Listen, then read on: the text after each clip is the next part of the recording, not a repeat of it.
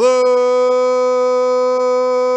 Trojan fans. Welcome to another edition of the Peristyle Podcast on a Tuesday. We are coming at you live on our YouTube channel, youtube.com/Inside Troy. And of course, we're broadcast across the Peristyle Podcast Network. Wherever you listen to podcasts, you can find the Peristyle Podcast. I'm your host, Ryan Abraham, joined alongside Chris Trevino. We're going to talk about USC facing off against Tulane in the Cotton Bowl.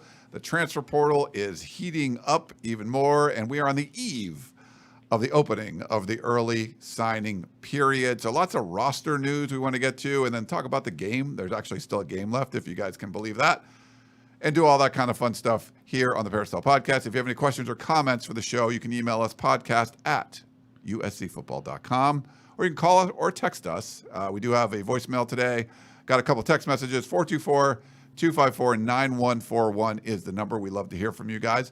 And if you're on the chat right now, if you're watching live on YouTube, if you're watching a replay on YouTube, that's great too. But if you're watching live, if you're watching the replay, you can follow along with the chat as it was going on. But if you're watching live, put your comments in the chat box. I will do my best to put them up on the screen for you. And if you have any questions, just say question in all caps, and I will try to star that and come back to it later. It is like Christmassy time. Chris Trevino, he's got his Christmas sweater on. I'm not going to call it ugly. It's up to you if you want to say that. I did. He said, let's wear ugly sweaters. I don't have one. I need find to that get hard one. to believe. I The know. social butterfly that is Ryan Abraham does not have an ugly Christmas sweater somewhere in his closet. I find that very hard to believe. It's really bad. I should have one. There's plenty of like bar crawls and stuff, Christmas bar crawls around Hermosa. I should have one. I think I might have at one point. I don't know where it is, but my bad. Nice job. I'm not calling it ugly. Like, you want to show everyone your sweater game, or here I'll put you. I don't know if you can. It's like a Tyrannosaurus Rex. Yeah, it's like a dinosaur. Yeah. Nice. Yeah. Tyrannosaurus Rex. It's got a little scarf on. So yeah, it's legit. You should get one because they come in handy during the holidays. Yeah. They do. I definitely need one. I had a tie. I think I have like an old Christmas tie that plays like Santa music or something. I know that's just that's so not where we need to be. But very excited for the show. Before we jump into everything, so like I said, we're gonna try to preview a little bit Tulane. I got some advanced stats to kind of share with you guys, but there's been some big transfer portal news. Couple guys leaving, but major players coming in and joining the program. This is crazy roster management time, and so we're going to have, we'll talk about signing day, which is tomorrow, the early signing period. Shouldn't really be any surprises. We'll talk about that, but I will be updating and creating a new scholarship distribution chart for 2023 to kind of keep track of all that stuff going on. So I'll be doing that over the holidays. I'm working on that right now, and we'll have a live tracker of all the players that sign on signing day. Right now there's 20 commitments for USC, so we'll kind of get all that kind of stuff out. And we have a question real quick before Kyle is, we have some hold on. It's Chris, will we have a 2-star podcast? So Chris, I'm going to let you take this one away. Yes, everyone has been very excited about 2-star this week just because it is National Signing Day. But as of right now, I think I can announce that we are scheduled to do our first 2-star live podcast stream on YouTube like we're doing right now for the Peristyle Podcast. We're going to do that Wednesday night. So we're going to take in everything that happens during the craziness of National Signing Day on Wednesday. Going to schools. We have Lincoln Riley's presser in the afternoon. And then Gerard is going to be here in the studio, and we're going to do a live composite 2-star podcast live stream. It's not 24 hours. I don't know how long it'll go. It might be the longest we've done, which I believe it's like 3 hours and 12 minutes or something like that. Yeah. So I said we go to 6. I don't know when we'll end. Maybe we'll end up in Thursday. I'm not sure. So we're going to do that. Ryan's going to set it up for us, and then I'm going to be producing it live. That's my first time. Very nervous, but I think we need to do something special for early signing day, Wednesday. So we're going to give you guys a live podcast. So I hope that doesn't end in disaster, but we're going to try it out. We're going to see what happens. It's going to be awesome. Can you imagine, so when I first met Chris a few years ago, just talking to him in person, he didn't seem super comfortable. And now he's going to be not just on a live show. The podcast, it was one thing. And then it was like a video, just being on video, not live. Then live podcasts on video. Chris has just advanced. Now he's going to be hosting one of these where he's in control of everything. Terrifying. Yeah. Terrifying. You've come so long. You've come a long way. Terrifying. And unfortunately, I booked my flight back to Massachusetts to go see my family. It's actually the day before my birthday, so it's I tried to travel the day before, not realizing that was signing day when I booked it. So Chris is going to hold down the fort. I'm going to be on the plane during signing day, putting updates and stuff. So as people mentioned, smash the like button. If you are on the YouTube channel right now, please like us. Click that little bell up there so you can subscribe to the channel and also get notifications when we do go live. And I do want to thank our sponsor, Trader Joe's. I got some breaking news with that too. Trader Joe's been with us. It's 4 or 5 years, I think.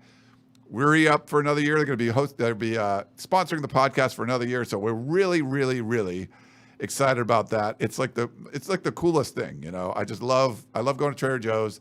We've had a great relationship with them, so we appreciate that. John over there does an awesome job, and so thank you for that. I went in there this week. Chris, if you like snacks, there are so many. So if you're going to have a holiday party or something, just so many cool looking things that you put on your, to greet your guests, put a little bowl out with some of this stuff. And they're just really cool looking Christmassy treats that you want to put out there.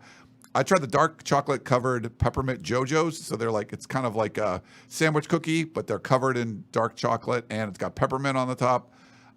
That was really good. And then there was a truffle one. Let me find that where it's the Favorite Sweets Truffle Collection. When I went into the Trader Joe's, they had someone there giving out samples, and I tried one. I'm like, yep, give me those. So they have these little chocolate truffles with different flavors in it and stuff. So, but there's a whole bunch on there. If you go to the website, there's a whole section on Deck the Halls with sweets and, with all the sweets and everything. So go check it out over at TraderJoe's.com. Yeah, but it's good stuff. Your favorite time of the year in terms of snacking treats? My mom makes amazing cookies, and I just go back and it's bad. I can't stop eating the cookies, but it's good. When I'm here, I go to Trader Joe's and get those snacks. Then I go back home, and I got mom's cookies and everything. But so we got a lot of stuff we wanted to get to. Again, thanks everyone for tuning in. If you're watching live, or if you're watching, or if you're listening on any of the podcasting platforms. Like I said, Chris, you ready? You ready for the holidays? You ready? I mean, you look at my sweater. You seem pretty ready. I think I'm firmly ready. Yeah, I'm ready. When I fly back and it's cold, my mom called me yesterday. She's like, it's really cold. Don't I'm like, okay, I got to dress warm. But it should be all right. Coat. Yeah. Then I come back after Christmas, and then we're flying out. Well, you have a wedding to go to, so you're going to be traveling, and you're going to New Orleans, right? Definitely New Orleans. Yeah, and then I got to go to Dallas, and you're going to meet me in Dallas, and we're going to go cover the Cotton Bowl between USC and Tulane, which I think I tweeted something about that the other day, and then someone on Twitter was like, Tulane, why are they playing Tulane? I'm like, where have you been? This has been announced for a while. But yes, USC is playing Tulane. The Green Wave. Yes. Big turnaround for Tulane. So if you don't know, they were 2-10 last year, and now they are 11-2. Big turnaround, winning the AAC, and they get the Cotton Bowl bid, and USC gets to play against Tulane. Willie Fritz is the head coach, so a little connection. Before he joined Tulane in 2016, he was the head coach at Georgia Southern for 2 years. Yeah, where Clay Helton is right now. So the connection there. But he had a really great year. I think they got their first bowl game in a long time. And he's done some good things at Tulane. And then, last year they had that sort of fall off, kind of weird after COVID stuff. And then this year, major turnaround. But I wanted to go over I went through some advanced stats to kind of give you some idea of like what's kind of going on with Tulane. A little bit of that, but just some of the names that you might want to recognize. So it's Tyjae Spears. I think that's how you say his first name. He's the leading rusher. So he's got 1,376 yards on the season, 6.5 yards per carry, 15 touchdowns. So he was the workhorse back for Tulane. The quarterback is Michael Pratt, who actually was second on the team in rushing. He has 10 rushing touchdowns, so similar kind of like to Caleb Williams' numbers, but 64.5% passing completion percentage, 2,776 yards. He's got 25 touchdowns and 5 picks. So pretty good, pretty effective quarterback for Tulane. Defensively, they're sort of like, receiver-wise, they're spreading around. They had like 7 different receivers that had between like 21 and 35 receptions. So there wasn't like one clear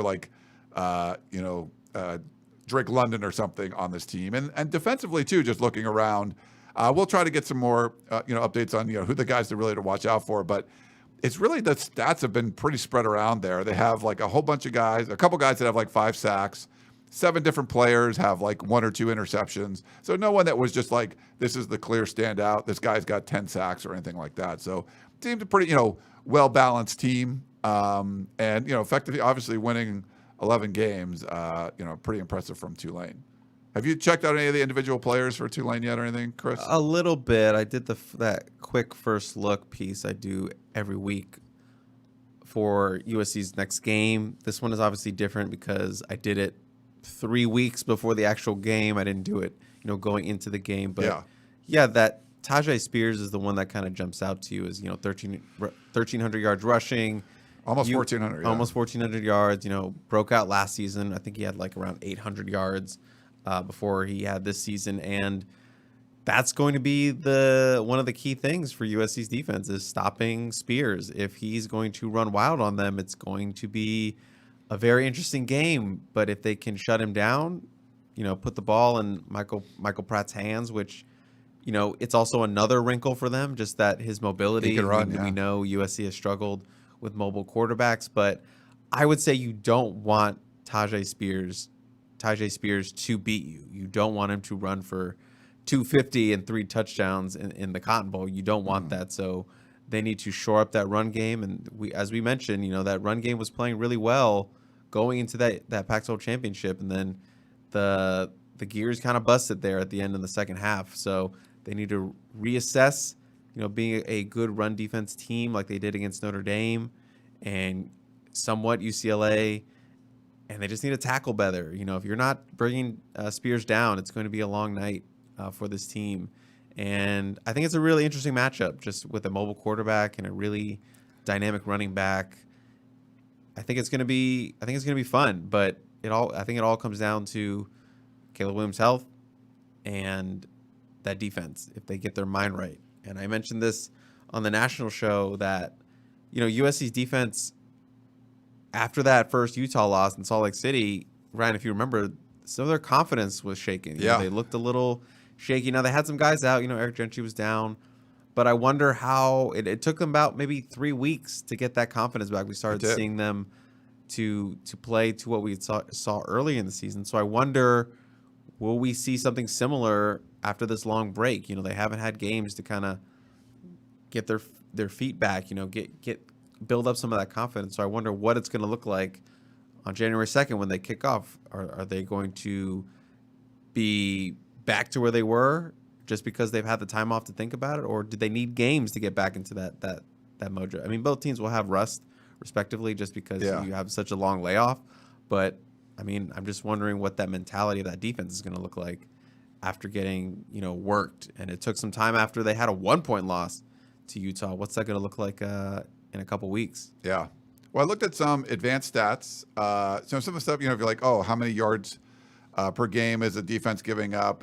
So a lot, you'd rather do things like yards per play, points per drive, things like that. So I looked at that. I think it was like it was some I forget what the website it was, but they adjust it they take out the garbage time stuff. So these are pretty good numbers as far as like just getting a feel for what these teams do, because sometimes you get a lot more plays or less plays like that. But net yards per play would be when you look at the offensive numbers, yards per play. So how many yards do you gain per play, and then what you give up on the defensive side, and subtract those two. So like if you have if you're gaining a whole bunch of yards per play and you're not giving up that much, you're going to have a higher number.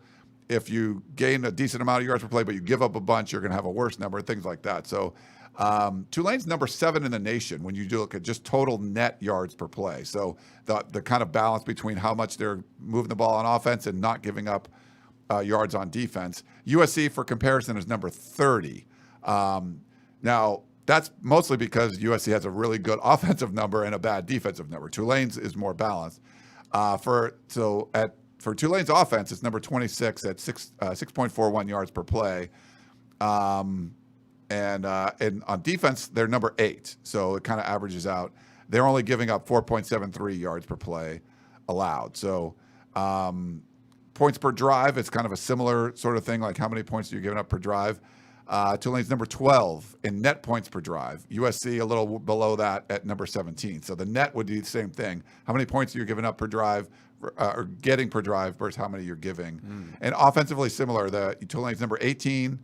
They're scoring 2.93 points per drive, and then they're 21st defensively, giving up 1.75 points per drive. So USC's numbers would be better if they had better defensive numbers, but Tulane's overall net numbers in yards per play and points per drive is actually a little better than USC's. I don't know if you realize that, Chris. I did not realize that, but when I was going through that piece I mentioned, a quick look, it seemed like their defense and their offense were pretty balanced. Yes. So it's not that shocking. I didn't know, those advanced stats like you just presented them, but that makes sense given that they've been a pretty balanced team on offense and defense. So credit to Willie Fritz and their staffs for doing that. And are we allowed to call this the Bounce Back Bowl? It could be, just because both teams won 6 games combined last year. Yeah, I think Tulane tied for the biggest comeback turnaround. Yeah, biggest turnaround, like the 9-game difference in college football. I mean, that's pretty amazing. They're able to do that. So, and I think so. One of the other things on the yards per play, they were also the top 25 in the percentage of offensive drives where they're averaging 10 yards a play. So almost 20% of the time they would average 10 yards a play on their drive. So they're the big play potential is there. We've seen this USC defense kind of give up some big plays, so obviously you want to try to limit that. But you're saying it's a bad matchup. I'm just saying, there's some things that Tulane does well. Maybe USC doesn't combat that. But I'll look at some other numbers. So SP Plus now, Bill Connolly does this. He's over at ESPN. So he does their overall rankings for a team where they combine offense, defense, special teams, and they have a lot of advanced stats that he puts into that. And by the end of the season, 11-2 USC, he has number 13 in the SP Plus. So not quite as good as their AP poll ranking. Tulane's down at number 23, also at 11-2. USC's SP Plus ranking on offense is number 2 in the country. So very good offense, obviously. Defensively, he only has USC as number 71. And what makes it worse is the special teams he has as 118th. So very bad on special. So great on offense, according to Bill Connolly. Pretty bad on defense, and then really, really atrociously bad on special teams. Tulane a little bit different offensively, number 43, which for a Group of 5 team, that's not bad. And then defensively, number 30, that's pretty high up there. And special teams really middle of the road, 65. So right there, like a 0-0, which is average. Like if you were like USC's minus 1.3, if you were good on special teams, you'd be like 1 point something plus, positive. Tulane's like right in the middle, so it's sort of just average kind of special teams. You wouldn't say they do anything great, but they don't do anything atrocious. Right, where USC has a bad and a very atrocious 2 of the 3 phases of the game. And an amazing offense. So yeah, but so overall, USC 13th, Tulane's 23rd. Just for comparison's sake, some other opponents for USC: Utah's 10, So that's the highest Pac-12 team. UCLA is right around where Tulane is. UCLA at Oregon State. So UCLA 21, Oregon State 22. And then below that, Notre Dame's 35 and Washington State's 36. So Tulane would be, the best teams that USC's beat this year. Tulane's kind of ranked where they are. So USC could have easily lost the Oregon State game, easily could have lost the UCLA game. And he has, SP Plus has Tulane right there with those two teams. So just something to kind of keep, if you're just going to blow off Tulane like they're not very good, these advanced stats that kind of take into account, strength of schedule and all that kind of stuff, has them right around where UCLA and Oregon State are, like USC's better wins. Never want to overestimate a group of 5 team just because you underestimate. Sorry. Yeah. Never want to underestimate a group of 5 team just because it says group of 5. I mean, group of 5s have pulled off some spectacular wins. Typically, if they're playing at this high level, they're going to a New Year's Six Bowl or whatever. They're well coached, and that can be a huge difference maker in college football. So don't sleep on Tulane. Now USC does have I would say significant talent advantage on paper, which, as we know, in the Clay Helton era, that's the most thing we would always fall back on. They have more talent. They should win on paper. USC has much better coaching this time around and the talent. So I think you feel good about going into that matchup with a group of 5 player team, But it all comes down to that defense. Even if Caleb Williams isn't like 100%, or maybe they have to start Miller Moss, I still feel like that offense will put up points. Yes. Even though it'll be different. But, it all comes down to the defense. If they can just stop, get some sacks, get some pressure, these guys are group of 5 guys as we they're not Big Ten guys, but it's going to be you have to use your talent gap advantage. So we're going to see USC is going to be able to do that on the field in the Cotton Bowl. So we'll see. Yeah, we'll see. And one last one I have for you, Chris. Hit me. Beta Rank, if you heard of that. So it's over at sharpcollegefootball.com. So they kind of use some of the SP Plus info because they take in recruiting, right? Like a lot of stuff, like talent, returning talent, like coaching. There's a lot of stuff like that. It's an interesting, another kind of advanced stats model. And Beta Rank looks at it a little differently. Overall, Beta Rank only has USC as number 22 in the country and Tulane as number 17. Offensively, they have the Trojans ranked number 4, Tulane 25. Defensively, they have USC ranked 86th, so that's pretty bad. It's worse than what SP Plus has. And Tulane's up there at 25 too, so very consistent. Top 25 Tulane for offense and defense. Special teams, they have Tulane at 22nd, so very, very consistent. And USC, they're more middle of the road, so they're not hammering USC special teams like SP Plus did. They have USC at 65. So again, 2 not so good sides of the ball, and then the good side with offense. But they have a comparison tool where you can put like the 2 teams together and who are they, there's all kinds of stats that they use or advanced metrics they use, like effective rush, like how well they rush the ball, effective pass, explosive plays. It's kind of interesting if you want to go check it out. And you can put like 2022 USC versus 2022 Tulane and look at the comparisons.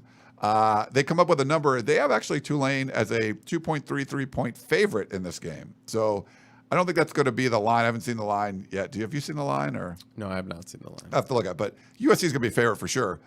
But this advanced stat has Tulane as a favorite. But if you want to go over to Sharp College Football, the comparison tool is kind of neat. So you can put it up there and see some of the stats of which team does better or what. But that's just kind of my quick look at, maybe not that quick, at Tulane. Because I know a lot of USC fans don't really know much about Tulane. We will try to get somebody next week on the show that covers Tulane to talk about that. It's not been easy to find, to be honest. But I will make sure I get somebody or try to get somebody to come on the show. I have faith in you. Yeah, because we don't really we don't really have like an active 247 Tulane site, unfortunately. But yeah, there's some people that cover it, so I'll do my best to kind of get what's going on there. But what's your overall thoughts on Tulane, Chris? What do you think? Is this? Don't take it lightly, is I think what you're saying. Yeah, I think it's I know people are like, oh, the drop off from like potentially playing Michigan or Georgia in the first round of the college playoff to Tulane. It's like, ugh. But I still think it's going to be a fun game. Tulane's a good team this year. They're a conference champion. They beat Kansas State, which, Big 12 champion. Right. Beat a college football playoff team. So, again, don't take Tulane lightly. And I think it's going to be a fun game. I, personally still going into it would feel like USC is still going to come out. But I would not be shocked if this is a close game, just given if USC's defense struggles. Once again, really don't know the full status of Caleb Williams, but I think on paper, USC should be the favorite, and they have the talent to pull away in this one. But we'll have to see what happens. But I still think it's a good game. It's a New York Six Bowl, Cotton Bowl. It's not the Cheez-It Bowl. That's a shot at a certain program, but it's a prestigious bowl. They get to go out and try to end with 12 wins on a high note after the massacre in Vegas, but there's still a lot to play for, I think, in this one. So, again, just don't take Tulane lightly. Do not take that Green Wave lightly. Ryan, you ever been in the ocean? You're just bobbing around, and that one wave comes. You're not expecting it, and just absolutely wipes you out. That could be USC. It could be, You take them lightly. It's a big green, big green wave. Yeah. Like a Dr. Seuss wave. It's grinning at you. Yeah. It'll knock you on your butt. Like the Grinch. Yeah. You don't want to get Grinched. You don't want to get Grinched. So, I think USC should win, but I will never say it isn't possible that for Tulane to leave with a W. So, I don't know what I'm saying right now. So, just like... No worries. Hey, your boy, just a little... We got some kind of... Oh, no. A little breaking news. Your boy, Nick Figueroa. He's a first-team academic All-American. So, congrats to Nick. A lot of award stuff going on. So congrats to Nicky Fig. Good Getting for him. done in the classroom. Yeah. Awesome thing there. We got to talk about some transfer portal stuff. We do know. So I thought, of note of the players that have departed the program, Raylan Goforth is going to stay in conference. Going to UW. UW. So a team that USC actually plays next year. So we don't know what the schedule is, but USC had missed Washington and Oregon the last 2 years. We assume they're going to play them this year, but because they're getting rid of the divisions, I don't know. They could change the schedule, but most likely USC's playing Washington, and Raylan Goforth will be on that team. And then Jake Smith, who we didn't really see, the transfer from Texas. He was in school but wasn't on the team this past season. He's going to Arizona State. So a couple of players that were on the roster. I know you're not very familiar with Jake Smith because we never got to really see him, but playing on teams that USC will play next year. Interesting. And a lot of people were like, Jake Smith, I thought he was, like you said, he was sort of in that loophole where he could stay at school, still be on scholarship, get his degree, but not count towards the scholarship count on the football team. So finished up his school and then, decided to jump back in and go back home to the state of Arizona. And really talented player, really unfortunate that he wasn't able to contribute at USC, but that foot injury really set him back when he got on campus at USC, and just hope he can get back on the field because a really talented player, and I think it's a good fit for Kenny Dillingham and that Sun Devils offense. So he could be a star out there, but we'll have to see if he stays healthy. Yeah, it's one of those things like Chris mentioned. When a new coach comes in, there are these kind of little loophole rules that you can. It essentially allows you to cut players, and you're like, hey, you're not going to be on the roster, but we will still honor your scholarship, and it doesn't count. So it doesn't count against USC's scholarship numbers. So, and then if you want to stay and finish your academic year, whatever, you can do that. It's paid for. You're just not on the football team. But he was still when his name went in the portal. You're like, is he still around at USC? Well, he was, but just not on the roster. So good for hopefully he finds a good home there. Sometimes you just need a change of scenery.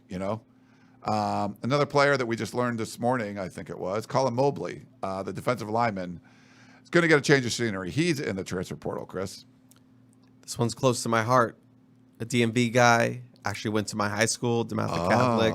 So I did the story on Colin when he committed, leading up to that commitment. He was in the Polynesian Bowl, I think, too. Yeah. Yeah. 6'4", 290 pounds. Only played in 2 games as a true freshman. Wasn't early enrollee.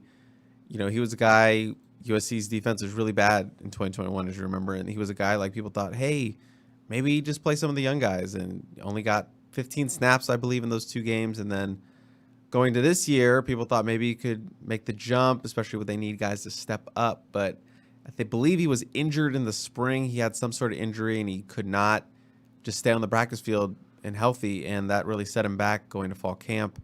So injuries were a big problem this year for him. He was able to get healthy by the end of the year, but was mainly just a scout player, did not play a single snap in 2022. So he has 3 years of eligibility remaining. I believe that's according to Shotgun Spratling. So, wish him the best. Maybe he goes back to the East Coast, Maryland. He was recruited by Vic Soto, so maybe he stays in conference, up there at Cal. So we'll have to see where his next move is. But, I wish Colin Mobley, a fellow Stag, all the best. Yeah, we definitely wish him the best.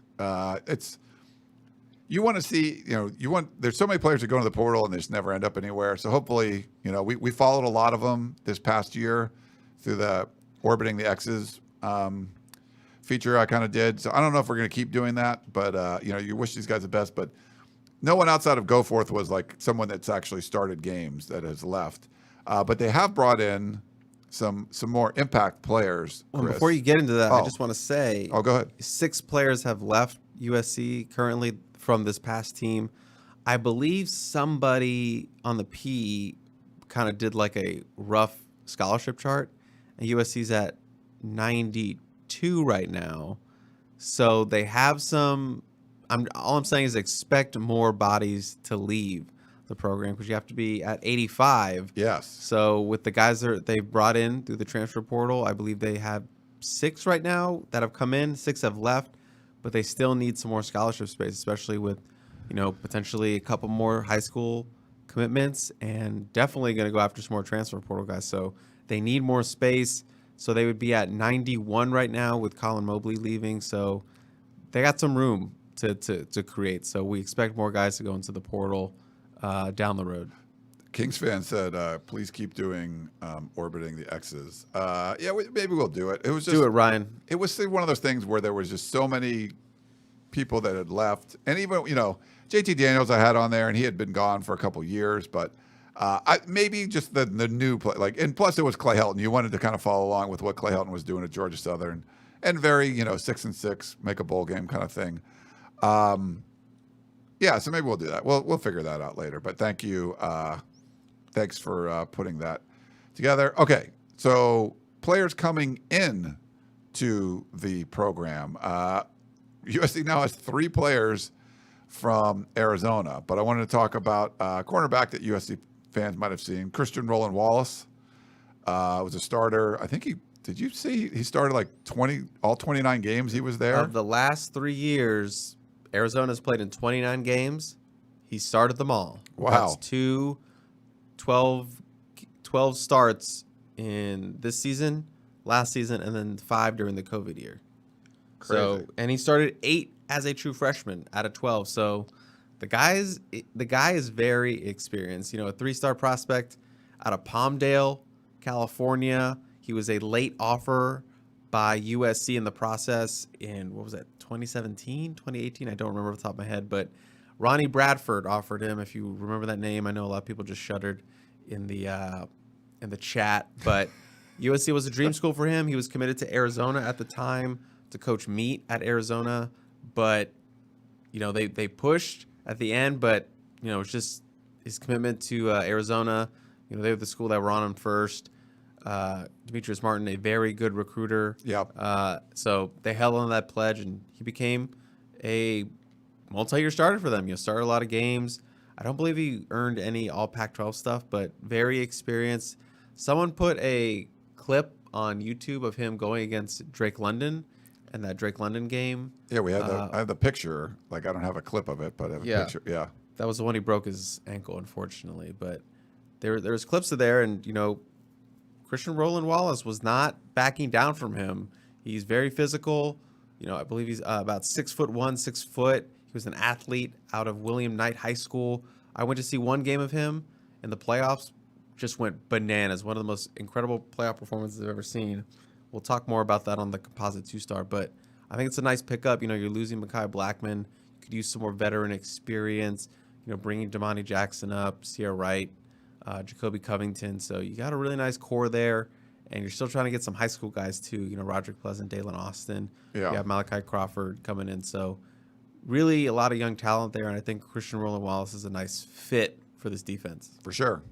Sticking with the Arizona roster, the third player to come over, and this is a potential, Jordan Addison kind of replacement.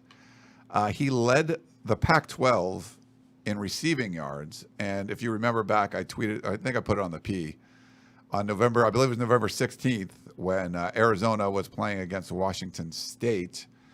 The quarterback for Arizona, Jaden DeLora, who was transferred from Washington State, very emotional game for him. He had a horrible game. He had like 4 picks. But he gets into it with this guy. I didn't have the clip with me, but Dorian Singer, all Pac-12 selection, led the conference in receiving yards. And him and DeLora pretty much pushed him on the sidelines. It was kind of a crazy thing. And once that happened, you're like, that dude's probably entering the portal. He did, and he's becoming a Trojan. Yeah, 66 receptions, 1,065 yards or 1,165 yards. I don't remember off the top of my head. I think it was 1,100. 1,165 yards, 6 touchdowns, second team All Pac-12, Associated Press first team All Pac-12. Just 6'1", 190, a great weapon. He absolutely murdered USC when USC played Arizona in Tucson. I think he went for 7 and 141 and 3 touchdowns. Lincoln Riley got an up-close look at that, and I think he was like, I want that. I want that for next season. So when he jumped in the portal, they got him on campus. Third Wildcat, as you said. Yeah, as you said, the potential replacement to Jordan Addison, who's expected to go to the NFL draft. Big play weapon, just like him. I don't think he's as fast as Jordan Addison, but similar build. I think a guy you can move around in the slot, outside. 6'1", as I said. He's a dog. This is a guy who was I believe he was a 3-star out of Pinnacle High School in the 2020 class. All the classes blend together, but he was a walk-on. I learned that he was a walk-on, bet on himself, walked on at Arizona, led the conference in receiving 2 years later. So this guy's got crazy work ethic, crazy confidence in himself, and that's what you like to see in a wide receiver. So I think he immediately comes in. He can be the number 1 guy in this offense with Mario Williams, and you got Taj Washington back. You're bringing in 2 5-star receivers, Mekhi Lemon, Zachariah Branch. This USC receiving core, we were never going to be worried about it. USC fans never going to be worried about recruiting wide receivers. Stacked, and Dorian Singer is the guy that you go after if you see him in the portal. Wide receiver isn't a need for USC, but it's one of those things where if there's a star and he's in there and he's interested in playing for your offense and playing for Caleb Williams, you have to pick up that call. You have to get him on campus and see. If you were going to take a wide receiver, it's got to be a star. It's got to be a high NFL draft pick kind of guy, a guy who could be your number 1 guy, and that's what Dorian Singer is. And it's a really good pickup for Caleb Williams in this offense. So hats off to Lincoln Riley getting another toy for this offense. Yeah, it'll be fun to see. I mean, just having 3 Arizona Wildcats coming over. So I guess they traded those 3 guys for Hunter Echols or something. Is that what the? Oh no. No. Is that what happened? All 3 starters. 3 starters, All yeah. 3 starters. That's the thing you want to look at. USC's still picking up starting guys, guys that are obviously people that are. You're not picking up guys that are backups and stuff. I mean, every pickup so far, I believe, is a starter. Yeah, I mean, I don't think you'd pick them up if they weren't, right? Like just depth or something. I mean, last year there were some guys that were depth guys that they picked up. Yeah, like Earl Barquette, Tyrone Taleni, and guys like that. Carson Tabarucci. Yeah, and I think that was more because they just needed bodies. Yeah. Now they can be a little bit more choosy about who they're getting. They're like, we need to. Gerard likes to say, you don't need to replace, you need to upgrade. Yes. And that's kind of what's going on here. They're getting starters from other programs to upgrade what they need. You know, you're having guys leave, but you need to upgrade those positions. So that's what they're doing. And I think they're doing a really good job at that. Yeah. Speaking of upgrade, the other player we got to talk about, receiver. I don't want to care about that. Do you care about linebacker? Do you want someone that can tackle? Did you see how USC tackled in the Pac-12 championship game? Mason Cobb from Oklahoma State. So the rival of Lincoln Riley's previous program. He's going to become a Trojan. What do you know about Mason Cobb, Chris? This is a huge get.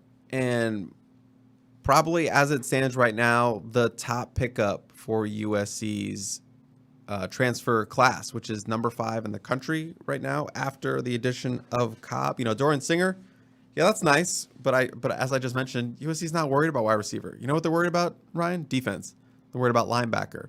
And Mason Cobb is a day one instant impact linebacker, a guy that could walk in there and start at middle linebacker for this defense. You know, he is a playmaker. I believe Shotgun tweeted out some great stats about him having defensive stops from PFF, which breaks it down as a stop that results in an offensive failure. I believe he had 59 of those. 59 of those last season for the what are they? The Pokes? The Cowboys. Oklahoma State Cowboys. And USC's leader in defensive stops this past season, Shane Lee at 29. So that's a huge gap. Excuse me, I got to. You all right there, Chris? Yeah, sorry. Okay. A huge The difference. sweater- the 29. sweater's Yeah, getting a little itchy. allergies going on. Had the dust on it. But 59 to 29, like this guy is flying around. He does miss some tackles at time. Shotgun also tweeted out his missed tackle rate is pretty high, but I believe it would be second on this team based on of the other linebackers. It was like around 21% or something. I think it was 21% or something. So, but like tied with I think Goforth and Nemora. Yeah, but the fact that he makes so many plays, you know, so many defensive stops tells us that he's like flying all around the ball. He's flying everywhere, and some of those, you know, maybe have to watch the tape, but maybe some of those he's just, you know, over pursuing a little bit. But you feel good about a guy who's like running to the ball every play. So I believe he had 96 tackles last season. I don't know the stats off the top of my head. I'm sorry, but you know, racked up some tackles for loss, sacks. Just a playmaker, and this is a guy who could start right away for this defense. So a huge pickup, a huge upgrade for this linebacker core, and it's going to be a difference maker for this team. So I believe he's the number 2 inside linebacker in the transfer portal ranking. So yeah, again, smashed it out of the park with this one, and maybe another Oklahoma State transfer coming soon. Another defensive help. Trace Ford also took a visit with Mason Cobb over the weekend with them. You know, they're close, so have to be on the lookout for that one. Nice. All right. Well, that's kind of like where we are with the transfer portal stuff. This is, if you don't know, this is the crazy, crazy time of the year because the season ends. The transfer portal opened up December 5th. Tomorrow, December 21st, is when the early signing period begins. So there's just so much roster movement. And it's because of the transfer, you know, players can transfer without sitting out and everything. You can, it's essentially like free agency in college football, but it would be like having free agency during like the beginning of the NFL playoffs. Like there's still like games to be played. Like coaches are preparing for their bowl games and the college football playoffs and all of that, but they're also redoing their whole roster for the next year. I hate the timing of all this. There's too much going on in December. I think they definitely need to move the early signing period, which we're going to talk about next. Just get rid of it or have the point of the early signing period, they thought like, oh, that quarterback that's committed for 2 years, he'll sign. Everyone else will wait till February. Well, they didn't have much foresight. And as soon as they moved it to December, which is not that much earlier than February, people just signed in December. So having a maybe early period a little bit before the season where if you really, really want to sign early, that's fine. I think that would make more sense, or just get rid of it altogether. But there's too much roster stuff going on right now. And for a team like Oregon State and Washington State, who were preparing for early bowl games, they essentially lost one of their official visit weekends because they had to participate in a bowl game. So there's too much going on. You don't have a lot of, I'm not like putting a whole bunch of sympathy in coaches that are making millions of dollars a year, but I think you're doing a disservice to the players, especially the high school players that are kind of figuring all this stuff out right now, and give them some time. Let them digest what happens in the transfer portal before they sign on the dotted line. I think it would be better off in February. I don't know if you feel the same way, Chris, but it's just kind of... It's all scrunched together, and Gerard and I have talked about it multiple times in the Composite 2-Star Recruits, how it's probably going to change at some point. Yeah. Because the coaches don't like it. I can't believe it hasn't changed yet. Well, new president coming in.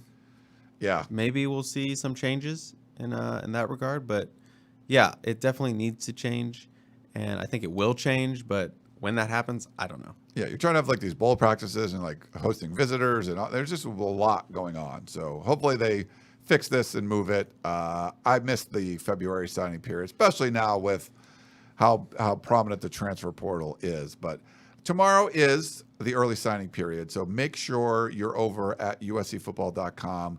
I know 24/7 Sports is going to be doing live stuff on CBS. I think they're going like 9 hours or something. 9 hours of live coverage. There'll be some commitments and things like that. It also changes the All-Star Bowl, the All-Star games that you have for high schools, the All-American Bowl in San Antonio, the Under Armour Bowl in Orlando. I'll be going to the Polynesian Bowl in Hawaii because I do that because I sacrifice the hard. You're so brave. The hard You're so brave. I invited you to come. You don't want to go. That's too much work. That's your fail. To go to Hawaii. It's too. You're in Hawaii. It's too. I'm doing a bit. Okay. You should want to go to Hawaii. Why don't you just go with me to Hawaii? Okay. But anyway, I'm doing a lot of traveling. Yeah. In the next 2 weeks, going to Dallas. I'm going to New Orleans for a wedding. I'm going to San Antonio for the All-American Bowl there. I got a lot to do. Okay. But I mean, it's Hawaii, so like. Maybe next year. Okay. Hawaii in January. Year. It's great. Anyway, I love going out of there, but it's diminished those games a little bit because there's so many guys have not only just committed, but they're already signed. Like they're already enrolled in places. And so it makes it a little bit different. But right now, USC has 20 commitments that are verbal commitments, and most of them, if not all of them, will likely sign tomorrow. Right now, USC is ranked 12th overall in 24/7 Sports composite rankings, 13th. So, in that area, I don't think that's going to change a whole lot. But the three 5-star guys, Malachi Nelson and Mekhi Lemon from Los Alamitos. So Malachi is the quarterback, Lemon is the wide receiver, and then Zach Branch from Bishop Gorman is also a 5-star. He is a wide receiver as well. But, I think 7 4-stars and then 10 3-stars committed right now. There's some other big fish out there. But for tomorrow, Chris, any thoughts on, surprises or anything you think what's going to happen? Well, very standard, except for maybe some surprises. The only real 2 potential additions for USC tomorrow, barring something crazy happening, and we won't know until it actually happens. But Mateo Uiagalelei, he's making his decision at his signing day ceremony. That's the big one everyone's going to be looking at. It's Ohio State, USC, Oregon, and he's going to be making a decision at 9 a.m., I believe it is, at St. John Bosco. So that's what everyone wants to see. 3-star cornerback Tyler Scott out of Georgia. He is making his decision too. Took an official visit a couple weeks ago, going to the last weekend of visits, midweek. Don't expect USC to get that one. They made a last-minute 2023 offer to a Auburn cornerback commit yesterday, which kind of tells me they're not very confident about Tyler Scott going to that commitment. So, the big one to watch is Mateo. USC's 20, all expected to sign tomorrow. Don't expect any last-minute processing or decommitments or flips or anything like that as of right now. Would expect all 20 of those guys to sign. Maybe one won't sign, but other prospects are waiting until the February. Dalen Austin, Roderick Pleasant, Deuce Robinson, Walker Lyons. I believe those guys are waiting till February. Most of the track guys, Nicholas Harbor, he's also waiting. Not that USC is firmly in that one, but most of the track guys do wait until February. Yeah. And it seems like other guys are taking their time and slowing the process down and taking it to February. So Mateo Uiagalelei and Tyler Scott are the two guys that USC is involved with going into their signing day announcements. Those are the two, but obviously Mateo is the one USC has the best chance at. That one is, feels like a coin flip right now. So We'll see what changes in the next 24 hours, or not 24 hours, but like 8 hours, going into the evening. We'll see. We'll start to hear what's going on. So that should be a fun one in the morning. Lincoln Riley's doing a presser at noon at USC. So, maybe he'll be talking about a really big 5-star defensive lineman that they landed. So For sure. It's going to be a fun day, especially if they're able to reel in the local big fish in Mateo. But we'll have to see. But I would expect everyone to sign tomorrow that is planning to sign. Maybe one that doesn't, but we'll see. Yeah, so look for that. We'll be having updates on USCfootball.com throughout the day. Lots of analysis and insight onto all the players that are going to be signing. And like Chris mentioned, there's still some big fish out there. And we'll break it down. We will break it all down. And Deposit 2-Star Live. 2-Star Live tomorrow, 6 p.m., Wednesday. Join us. Signing day. We're going to be talking about everything that happened. Gerard Martinez in this room. He will be in this room sitting in probably that chair. And Chris will be sitting here if you're looking at the overhead cam if you're watching on I don't know what's going to happen. YouTube. Sometimes he just talks about random things, just goes into a random scoop. He's not supposed to. This is different live. We'll see what happens. Yeah, we'll see. But Chris will be here. Gerard will be here. And if you're not a member already, if you're not a VIP member over at USCfootball.com, 50% off right now. So make sure you go check it out. If you're not a member, the perfect time to sign up. You get half off. And you even can get Paramount Plus right away. So go check that out. If you want the streaming service, it's $100 or $120 a year or whatever. You get that for free if you join USCfootball.com. So make sure you go check it out. One last thing, too. We also have a little bit of news. Shane Lee's coming back. So I think we were at practice last week. I think it was after we did the podcast that we didn't talk about that. So we don't know. We got to talk to Tuli Tuipulotu, Justin Dedich. Those guys, they're going to play in the bowl game. We don't know about their status for next year. But Shane Lee just came out and said, coming back. So more depth at linebacker for USC. That's good. More depth. You got Shane Lee, team captain returning, Eric Gentry. You got Tackett Curtis coming in, Mason Cobb, as we mentioned, Jamil Muhammad, outside linebacker. Not really sure where they're going to put him at edge or move him inside, but you got a lot better depth, I think. You got a lot better at inside linebacker, which is a huge thing for this team. And having a guy like a culture builder like Shane back, once again, massive. Yeah. On the comments, Hector says, I'll put this up here on the screen there. Talking about the 2-Star recruiting podcast that's going to be live for the very first time. He said, 4-hour pod. Probably not. I don't know. I cannot make any promises. It's really hard to do video that long, but it can get long. Like 2 hours of video, I mean, because you're definitely, and Chris will be sitting in this chair, so you have to kind of like put up comments like this, talking. Like we don't have a producer that could be doing all this stuff, so you have to host and do that. The good thing is Gerard will talk for quite a bit, so Chris can do some producing while Gerard is talking. But 4 hours would be a long time. I think we're just going to do the normal show. We're going to go through the normal format, except it is live and there'll be some interaction. So I'm not really sure what that's going to look like. It is a signing day show, so it could very easily go to 4 hours. I cannot promise it won't go into 4 hours. I don't know what's going to happen. All right. We'll make sure all the batteries are charged in all our devices here. Are we wrapping up? No, we got to take a break. Oh. We're going to take a break. We got to get some questions. Sound like you were wrapping it up. I got two stories I want to do after we get back from the break. Okay. Take a break. Back in a minute.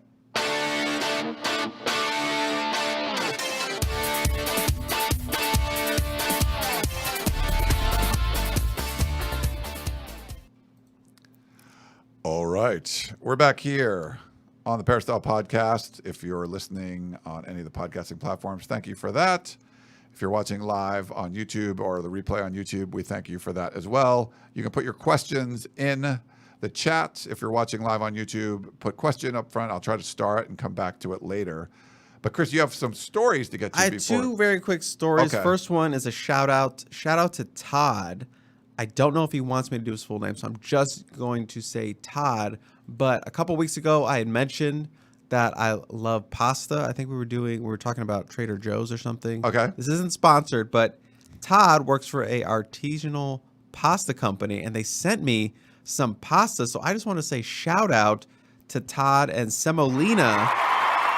Semolina Artisanal Pasta. They are a store in Pasadena.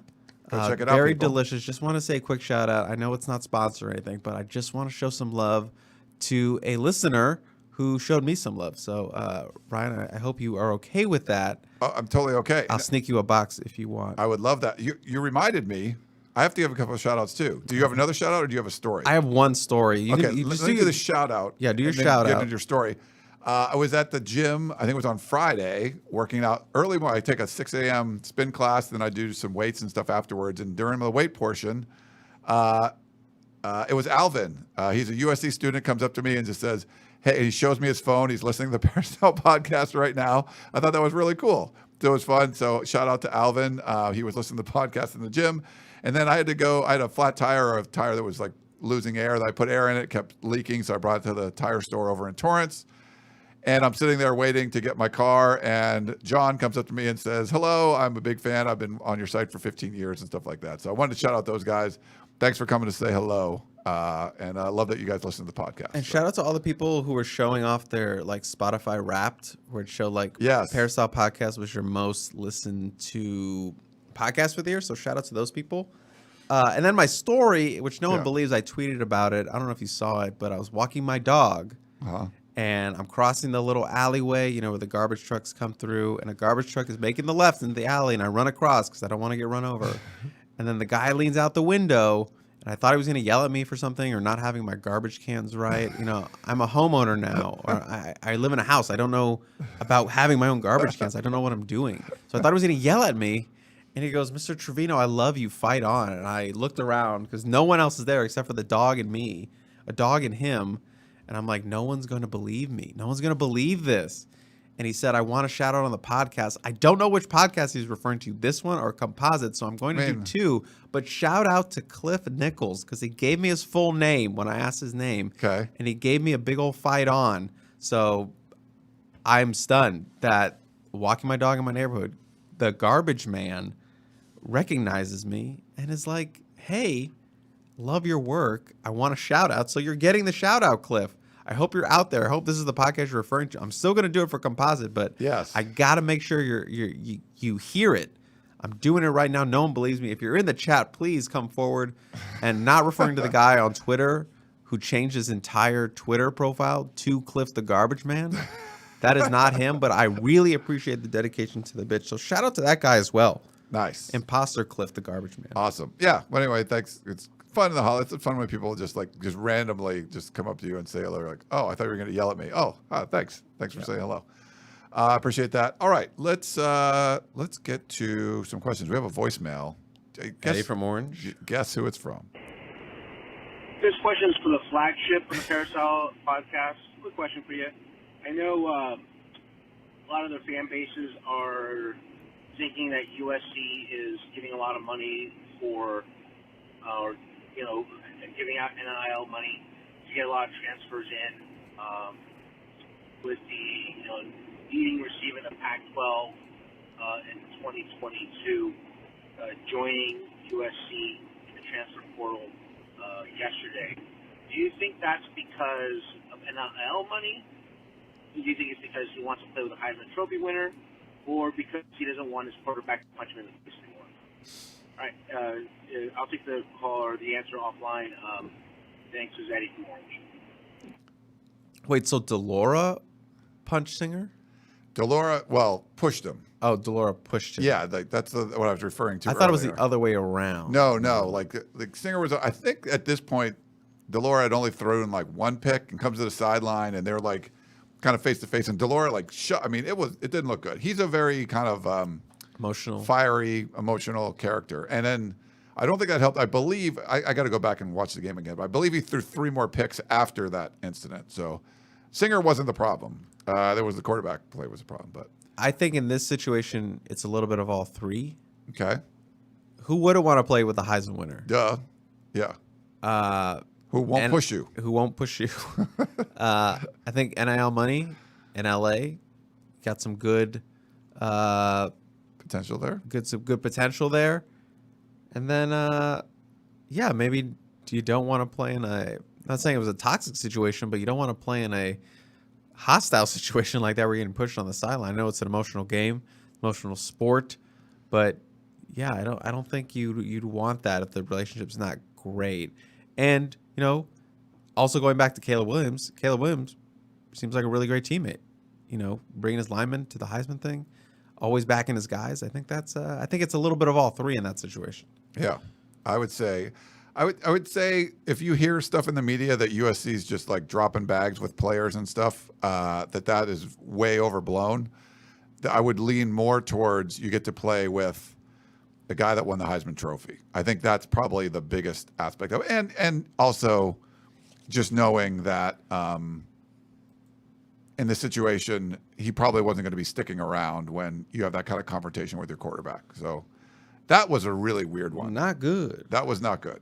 I get it. Like, do you remember back in the Sark days, like when Sark, basically the game, Sark got fired after, I believe it was a Washington game, like on a Thursday or something, but he, like, playing his old team, like there was a lot of emotion. There was, it just didn't. Sometimes that doesn't go in the right direction. Like sometimes your emotions can help you athletically, like for whatever you're thinking about, and sometimes they can really hurt you. And I think Delora like really, really wanted to beat Washington State, and his emotions like it took over. And the fact that you would push a teammate, I mean, it was more of like an attack shove kind of thing. It was not good. Like Joseph Manjack. Yeah. What do you mean? Like the? Oh, he Joseph had Manjack fought with his teammate on the. Yeah, that was a weird one too. That wasn't your ex's. That was it. The Orban and the X's when he was at Houston. Yeah, he ended up getting hurt and didn't really play the rest of the year. We have email from Paul in Vegas. He says 15 is the number of bowl practices. Is that correct? Could you tell us how many practices used to date, and do you believe that we're going to use all of our allocated practices before January 2nd? They made it seem like Friday was the first day of practice. That's what the players were saying. Yeah. That I think you can't practice during finals. I believe USC just wrapped up finals. They wrapped up finals, and then so they would have workouts, but not like practice. So I think Friday was the first practice. We are not allowed to watch any of them. We get kind of a schedule. They're like practice, no media, no interviews. Yeah, we're not seeing any practice. Not at all. We're not any like beginning stuff. No, it's just interviews after. Maybe that's the norm moving forward, but I feel like Friday was the first. I feel like they practiced all through the weekend, and they're practicing all this week. So I'm bad at math. What's all that? That's like 1, 2, 3, 100. 4, 5, 100 practices. 100 practices, I think. So they'll at rules. least be through half of them by. I'm sure they won't practice on Christmas, but I'm sure they'll be through half of them this week, and then you have all next week, and then you'll have some in Dallas when they fly out to Dallas. So, yeah. Yeah. All right. And they will use all 15, I believe. Yeah. That was like an issue before. I don't think you have to worry about. So previous head coach would tell you, we're going to practice this many times. And like Lincoln Riley doesn't say stuff like that because it doesn't matter because you're going to practice as much as you possibly can. And he's not answering questions about, are you practicing enough? Clay Helton had to face questions about like the Holiday Bowl where they only practiced like 6 times or something. And so then from then on, he just started telling you how many practices they would have all the time. You're not going to get stuff like that from Lincoln Riley. So I think that's one of those narratives that you can just like kind of leave behind as far as like, are they practicing enough? Yes. So don't worry about it anymore. You're not going to get like updates on the numbers and things like you were getting before. This is from Nelson in Scottsdale, Arizona. He sent a text. Do you think Jordan Addison is disappointed in this season? Good, not great numbers, no college football playoff, no individual awards, or all conference, all-American talk.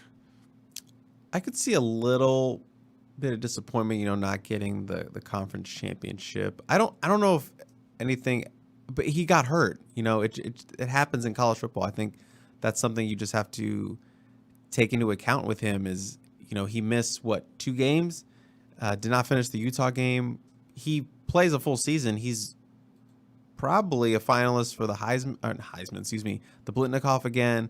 I would assume he's getting some All-American awards. He's definitely breaking 1,000 yards. I think the Pac-12 championship was the thing he was chasing the most. And he's got a Blendikoff. He was first-team All-American. He's achieved so much in college football. Definitely wanted to probably get on that big stage of the college football playoff. So I think there is a little bit of disappointment, but also have to remember he got hurt. And, that definitely hurt his individual aspirations in terms of individual awards. But I think he would have much rather, have won that Pac-12 championship and gotten to the playoff like anyone on the team would. But just have to remember he got hurt. I mean, that just happens. Yeah. This one kind of comes up every year, and I just want to make things really clear on this one. Stephen Poway says, "Hey, Ryan and Chris, with Caleb Williams winning the Heisman, I'm sure his NIL deals will continue to roll in. This raises an interesting question. Could Caleb and others earning millions of dollars a year turn down their scholarship and pay full tuition as a walk-on, thus allowing USC to recruit more scholarship players around him? Thanks and fun on Stephen Poway." No, never. I don't know why people think about that, but no, you're not going to do that. It's like to game the system. Yeah, you're trying, you're playing, this isn't a video game, and you're trying to this is a real person who's not going to go. He's not going to be a walk-on. He's going to be a scholarship. He's worth having a scholarship. That's not a thing. No. I mean, I don't know. You guys get asked about this too, right, Chris? I don't think we've ever had that question on the really? Two-Star. Yeah. Maybe we'll throw it at Gerard. It comes up a lot. People this happened a lot during the when USC was going through sanctions. So this was before your time covering USC. So they had 10 scholarships down. They're like, oh, could he be a water polo player? And so we had to go into the research of all of this stuff.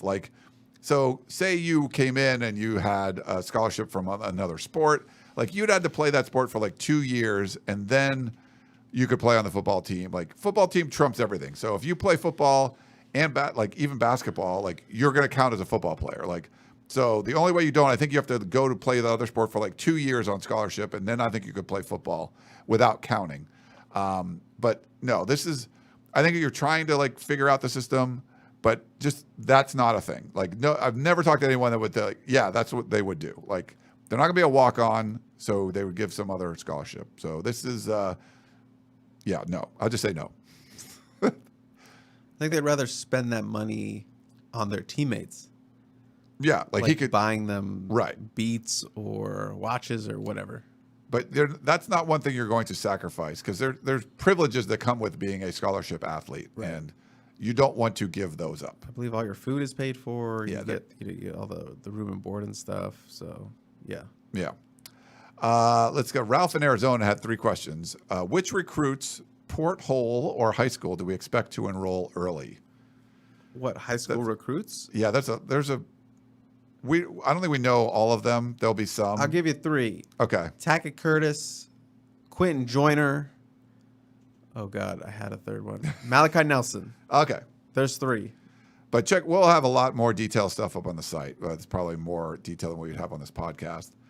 And he was asking about the bowl practice. What's up with the bowl practices? Hopefully head coach Lincoln Riley doesn't subscribe to the fresh legs theory. They're practicing. Right, they're practicing. And he mentioned the Leach Memorial Service, which that might be today, if I'm not mistaken. So I think I don't know for sure. My guess is Lincoln Riley would go back for that. There could be some other, there's staff members that are really Several close. Coaches. Dennis, so Dennis and so there might be something like that, but they're like we said, they're not going to skimp on bowl practices. And then he wants to know when we're going to know about potential opt-outs. Well, some have declared that you won't know until after the bowl game, like Thule, Justin Dietich. But I mean, opt-outs. Maybe opt-outs of the game, which I don't think we've heard of any at this point. Not heard of any. Yeah, we know Thule's playing, and I think the only ones Caleb Williams said he's going to play. I think the only ones you're really looking for are Andrew Voorhees and I'm blanking. Help me, Jordan Addison. Those are the 2 real ones you're really looking at. It felt like Jordan Addison was going to be given to us in the media the last time. Yeah. So that's a good sign that he intends to play. And then Andrew Voorhees is one that's up in the air. We'll have to see based on his injury. Yeah. And then one last one. John in Oakland wanted to know that there's a lawsuit going on that USC, the Pac-12, and the NCAA are involved in, where they're calling athletes employees of the university. I don't know much about this. Do you know much about it, Chris? I've got a bunch of other things I've had to focus on. Then read through that. Not our area of expertise, but follow along. There's going to be sports business people that are going to be kind of covering that and everything. So yeah. Oh, and Joshua says the Leach Memorial is today. So according to Austin Lepee. So we have some YouTube ones. We can rapid fire these if that's okay. First up, we got Eddie. After the largest and soon to be TP players, does the state of Oklahoma hate USC now? Oh, transfer portal players. After the latest, I'm sorry. God, yeah, I think they're going to get after the latest. So they're going to get them united. They're going to both hate USC. United on that Oklahoma front. Yeah, it depends sometimes. The player goes in the portal. It wasn't like for Caleb Williams, it was obvious that he was going to follow Lincoln Riley. But when, Mason Cobb went in the portal, it's sort of like, I don't think USC was, the clear leader or anything like that. So there might probably less hatred than there was when Caleb and Mario Williams came. AJ, if that's the case about playing with a Heisman Trophy winner, how come the offensive line and the transfer portal aren't coming? Looks like Francis Magoa doesn't want to either. Those Miami bags are heavy, boys. There's some heavy bags. That's all I got to tell you. And linemen are definitely harder. Like there's less linemen. There's so much more competition for linemen. Yes. So, but yeah, I mean, they have to win some. They Right. have to win some of those battles. That's all I really can say. I think they will win a couple. They're a finalist for Dylan Wade, the number 2 offensive tackle in the portal. Played at Tulsa, starting left tackle there. Zach Hansen recruited him in the 2020 class, so there's a big connection there. So yeah. We'll have to see. That one probably will be decided within the span of a week. So got to cross your fingers on that, and that USC's just doing their recruiting on that one. So Yep. got to be a little more patient on offensive line because a lot of them don't go in the portal, and especially ones that they need, which is experienced linemen. You want a starting tackle, basically. You want a starting tackle, starting guard, those kind of guys get scooped up quick. So just got to hope that USC's Yeah. Last year, Henson wasn't involved. He wasn't around. He wasn't hired until after the big window. So at least he's there now, and they have a chance. Blackie Chan, does the pickup of Cobb cause any issues with Tackett Curtis? His uncle tweeted something or something like that. No. You don't think it causes a problem? No. Okay. Fair enough. Scott, does Caleb remember Chris as his swim coach? Let me put that picture up there for you guys. Does Caleb remember this, Chris? We talked about it. We talked about it. Nice. Yeah. So he remembers. Yes. Does he remember your coaching techniques? Probably not. Okay. Fair enough. Let's go to Bill. What about Foreman and that other linebacker from the portal who was injured and the DB from Mater Dei last year? And Davis, he linebacker who never plays. Okay, so he's trying to name some people that he has heard of. Well, I've got Rajon Davis. Rajon Davis he's talking about. Are you saying people leaving USC? I think he's talking about potential portal. Can you read the question again? So Corey Foreman, do we think he's going to the portal? I don't think he's going to the portal. Is that who he's referring to? He said, what about Foreman? Oh. And the other linebacker from the portal who was injured. So probably Carson? Romello Height. Oh. Maybe he's talking about him. I don't like this game. Damani Jackson. That. And Rajon Davis. Do you think any of those guys are going? I don't think those guys are going to the portal. But as of right now, I don't think any of those guys are going to the portal. I think that's what. So Bill, just maybe be a little more clear, so we don't have to decipher who these players that you're talking about are. You have time to put a comment in, Google their names, and we'll just put it in there. We'll so make sure we're talking about who you were talking about. And then Ruben says probability of Caleb starting the Cotton Bowl. Should he play or is it Miller time? If he's healthy, I think he should play. Yeah, I think so Obviously. too. There's some this- people that are like, oh, you shouldn't play or blah, blah, blah. Like, he said he wants to play. He said he's healthy. I think you're going to see him play. I think we're going to see him play. Yeah, which is good. Okay, well, I think that's going to wrap this one up. Coming up a little bit, if you're just going to be online, you want to hear some Pac-12 stuff. I will be live at 1:30 if you're watching this live on Tuesday with David Woods in this very studio. We're going to do the Podcast of Champions, the Pac-12 one. We got to recap a couple of bowl games, the Las Vegas Bowl and the LA Bowl, and then preview the 5 remaining Pac-12 games, including the Cotton Bowl with USC and Tulane. And then tomorrow on this very channel, on YouTube and, of course, on the podcast channels, wherever you listen to it, the Peristyle Podcast, Chris and Gerard will be live at 6 p.m. on Wednesday, December 21st. First day of signing day. The first ever Cilantro Boys live. Terrifying. Chris is nervous. It'll be fine. You'll crush it. It'll be great. We'll see. Yeah. And if you're not a member over at uscfootball.com, remember 50% off. You can go over and get that. It's amazing. And you can get the Paramount Plus stuff for free. That's a $120 value. Come on. Jump in there and get that. This is when you want to be a member. You want to be a member all the time. But right now, and if you happen to be a monthly member over at uscfootball.com, you can upgrade to annual for half the price. So go in there, jump on that. It's a great deal. Thanks to everyone that's been, we've grown so much, so many new members. It's awesome. We love it. But it allows us to do stuff like this. If you don't see things like this with other websites out there, it's the reason why we've grown a lot and we want to reinvest in the site and do cool stuff like this for you guys. So thank you for being a part of it. Thank you for allowing us to kind of keep growing and bring you more content, better content, more inside information, all that kind of fun stuff. Chris, Ryan, you ready? I'm ready. I got things to write. Things to do. But for Chris Trevino, I am Ryan Abraham. Hope you guys enjoyed the show, and we will talk to you next time.